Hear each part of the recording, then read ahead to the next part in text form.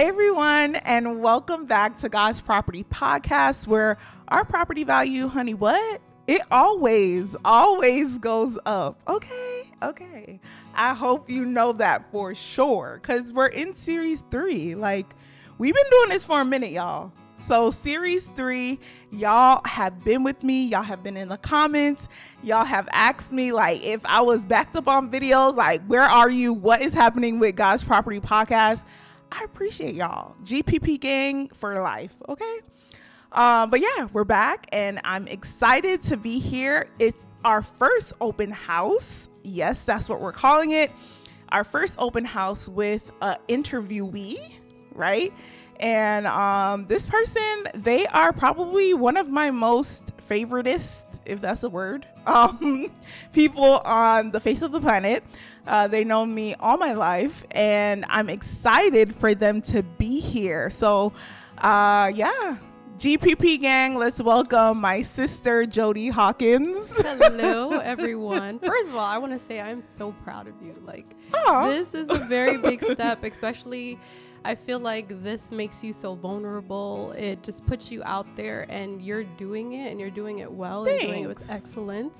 So I'm so proud to call you not just my family, but my friend. Yeah, that's and my to friend. know that you're doing such a good job, and I'm very proud of you. Thank you for that. And I'm happy to be here. And the first one, that's crazy. Yeah, you're over here breaking the virginity. I don't know if I can say that. I don't know. We're breaking ground. Yeah, breaking ground. Yeah, stay within the theme. The theme. There you go. But yeah, we're on series 3, and I really, when I spoke to you about this series, and I was like, I definitely want you to be a part of the series, just because, well, all of them, we've kind of talked about each series. We've always kind of dibble dabbled and talked about that in our own like relationship and conversations. Right. But this specific series is so important because it's talking about our interior, woo Lord, versus our exterior. Right. And how we should look, and what does that look like, and all of that together. And I know a lot of the times in our personal lives, and even in our childhood especially, we talked about this so much about Christianity and inward versus outward, and does outward matter, and just all of it. And so you're here for the whole series, so sit tight, because here for the ride. She's here for the whole series. We have 3 episodes this series, and we're starting the first one off today. And this one is so close to my heart. I say that about every episode, but this one is so close to my heart because it talks about visionaries, right? And do we need them, and what are they, and all of that. And so be comfortable. Everybody's nice out there. You don't Can I trust y'all? Can I really? Don't be too scared. And honestly, I have tough skin. I've gone through a lot. So I'm not afraid of your face. Yeah. No, but I trust that you have a good audience. Yeah, we have nice people here. So I got people in India. I got people, My God. International.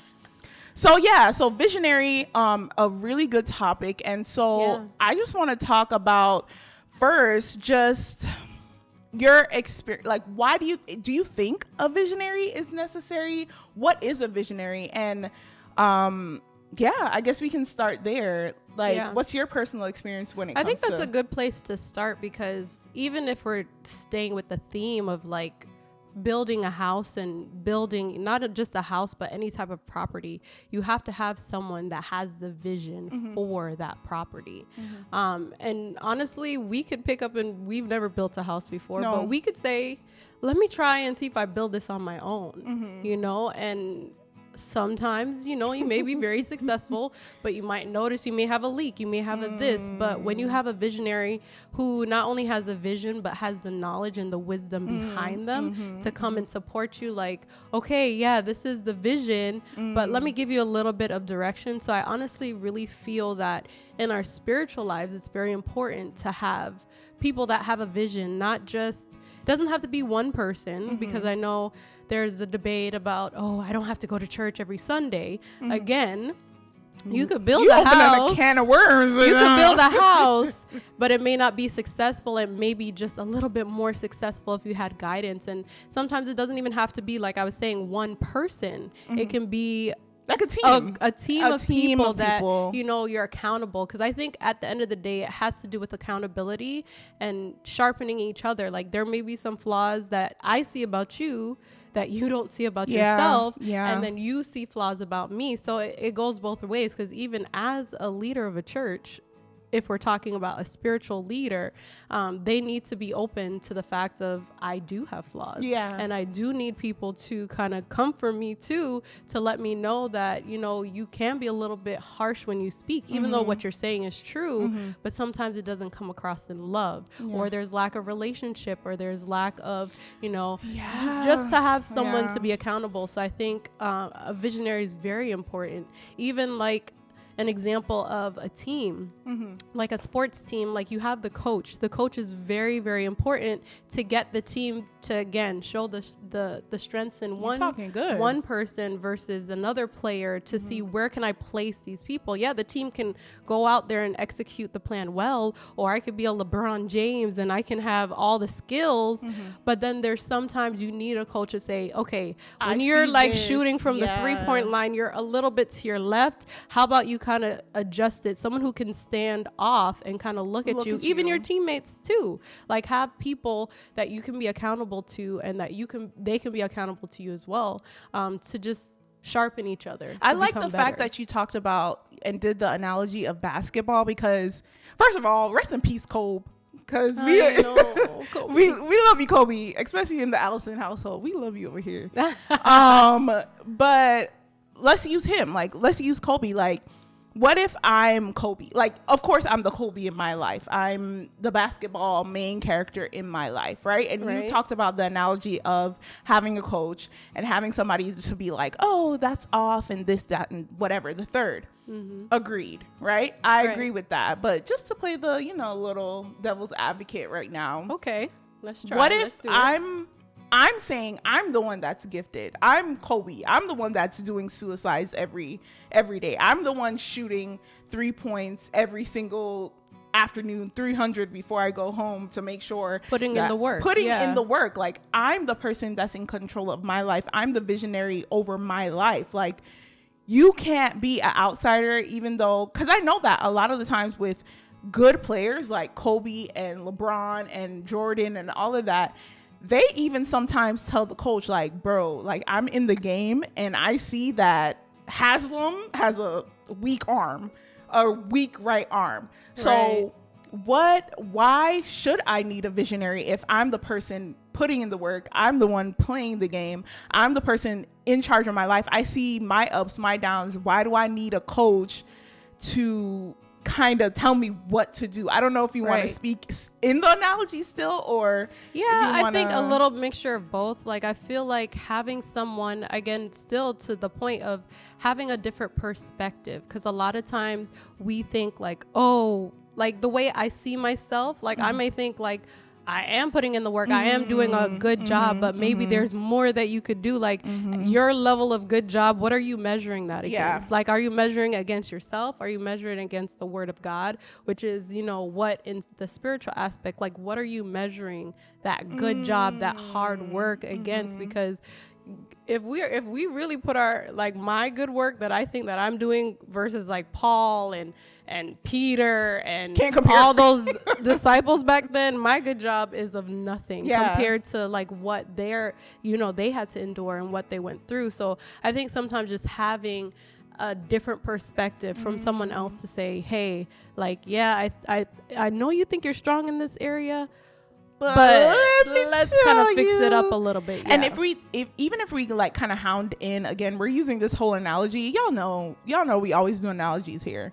But even with the coach, if you think about it, like LeBron and Kobe, they just think about their specific position. And the coach, they have to think about, y'all don't come for me in the comments, but I don't know all the positions. What is it? Offense, and I don't even know myself. But I used to play basketball back in the day, got a whole hoop and everything. And don't even know the position. Don't know one position. Don't know one thing. Don't know one thing. I just know that ball go in the hole on my side. I got a no rim, all wet. I don't know if it's 3 or 2, but I got it in. We got it in the hole.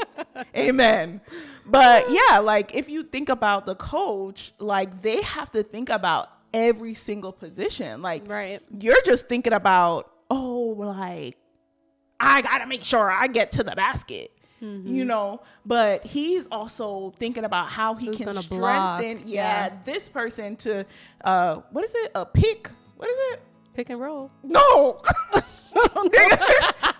stance, the one, the people that block, like they're running and they, you trying to test like me. I know, because I'm like, I'm about to go into some football term, pickleball, like cricket.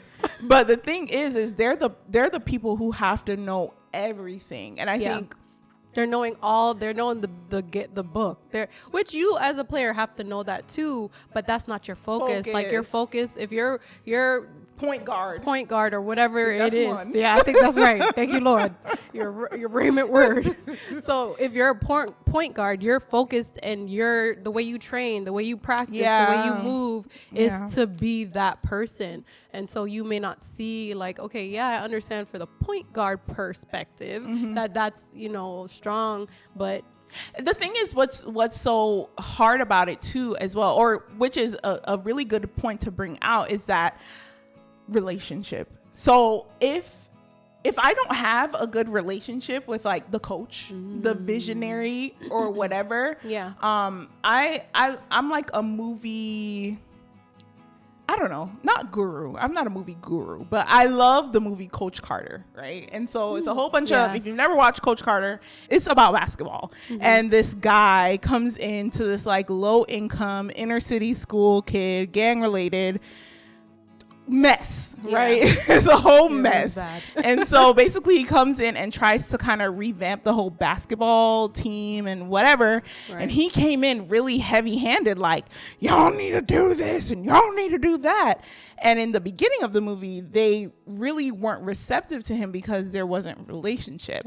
But then after a while, after they built a relationship with him, he showed up for them when their own parents didn't, and helped them learn in class and all of this different stuff. Now is when they trust him and they actually became a great team. I think in the end they didn't win the championships. They had to go back and watch the movie. I don't even remember myself. That little end scene with Faith Evans singing, Lord, I'm hopeful, like, yes, I am. For today. A thug tear falls. And Jody went on to be get her master's. So they have the little pictures. It was so cute. I'm a sucker for that stuff. But I think relationship is very, very, very important.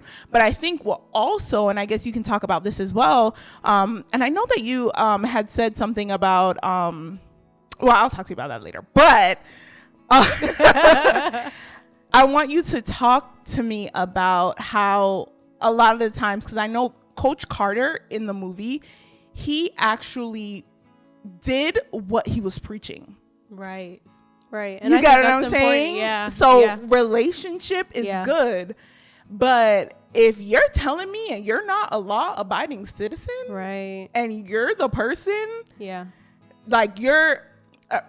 Those videos, we always like kind of send them back and forth to each other, like the police who don't abide by the law, but they're trying to enforce the law. Right. Exactly. I know exactly what you're talking about. And that's where relationship and discipleship are so important, because I feel like we don't understand nowadays what discipleship really and truly is when it comes to having a leader. Like if you think about in the Bible with Jesus, like literally the disciples slept where he slept, they ate where he ate, they went where he went, like everywhere he was, they were following him. Not just Jesus, because there were more like rabbis and people following. But when you have the discipleship, like you can see that person outside of just like you see them on a Sunday or on a Wednesday and maybe at a youth thing and at a this one-on-one. But they had one-on-one relationship with this person. So honestly, he had to live by what he said. Yeah. And what he said, was not more like, what he did was more important than what he said, and what they saw and experienced with him was so important. And Jesus is like obviously the perfect example of a visionary and of a leader, but like his servanthood was more important. He even talked about, like, in order to be the greatest among me, you have to be the least among lyrics. So it's like, you have to be a servant. You have to live by what you're saying. You can't just go and be like, well, we need to, like with the police thing, like they're like, oh, we need to stop at the stoplights. But then, like you said, they turn on that siren. Are you really going through because there's got an emergency? Or are you going through because you know that you can go through? You know what I mean? And I feel like a lot of leaders kind of do stuff because they know they can do it, and not because they know that it's the right thing to do. They just kind of do because they have the power to do that. And that's what honestly hurts so many people. And I know, even not personally myself, because I can't really speak from that, where I've been hurt in that sense, but I've known so many people who were hurt that way, where they feel like their leader took advantage of them, or took advantage of their family or their friends, or they know someone. And so that's so sad and so unfair. But I feel like visionaries have such a higher standard. It's not like like I'm the leader, I'm the boss, but it's a lot of responsibility. I feel like, and as much as you want to have leaders over your life who are visionaries, again, to go back to the basketball theme, if you have a team, like I remember one person in Coach Carter, he did not want to subscribe to what everybody else was doing in the team. And so, like, I think it was like one of the scenes where he was late and everybody had to do suicides, or maybe I'm mixing it up with like Teen Titans, not Teen Titans. Lord, remember the Titans. Remember. But I think having people in your life, like colleagues as well, that are visionaries. Yes. Like, not having people in your life who are just trash. Right. Like, having people in your life who can see, like, know your position and want you to flourish in your position. So if I'm what is it, a point guard? What was I? Yes, I think that's what you said.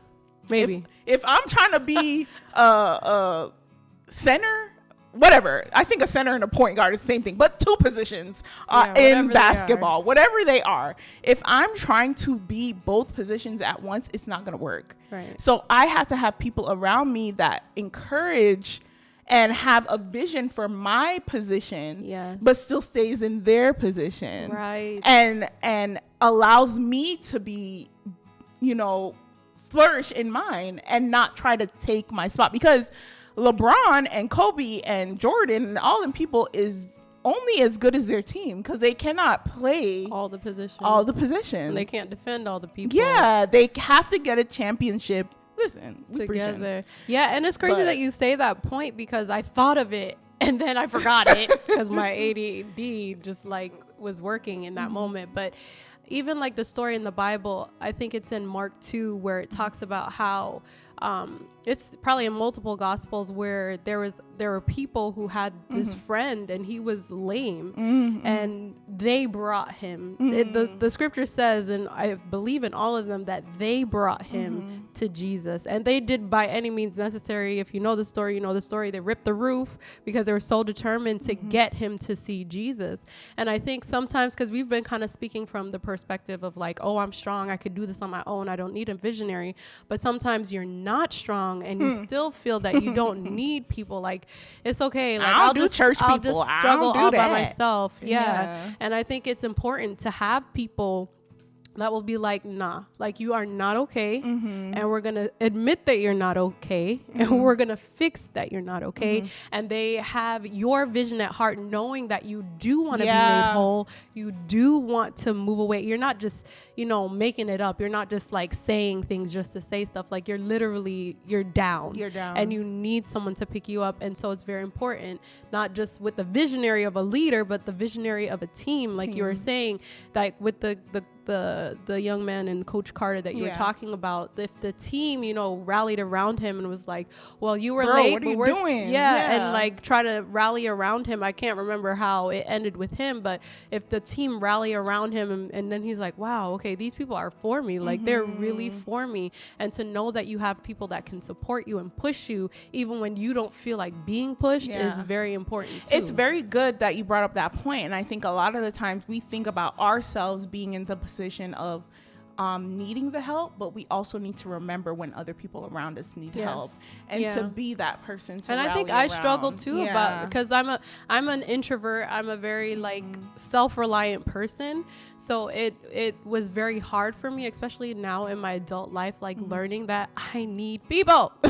Like I need people, and it's good to have people that can support you and that you can support too, because it's not all about like, oh, having someone to cheer with me when I'm cheering and mourn with me when I'm mourning.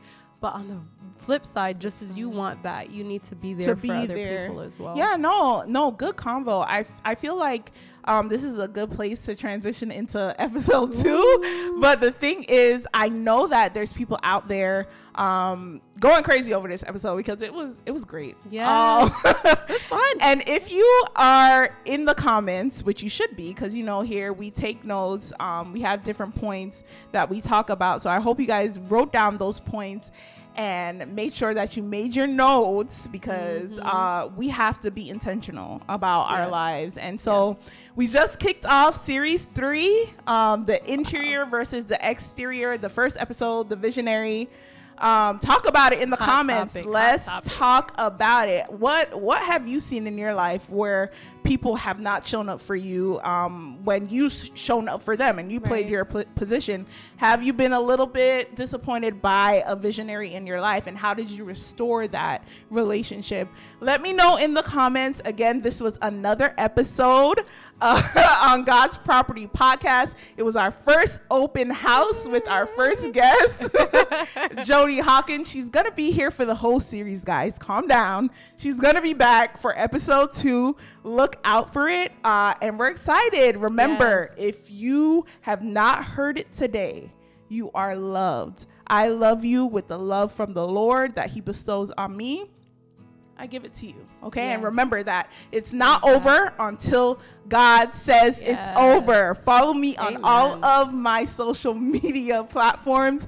That's at Yaya Exist. Ding. That's me. And I'll see you guys next time. Bye, guys. Bye. Bye.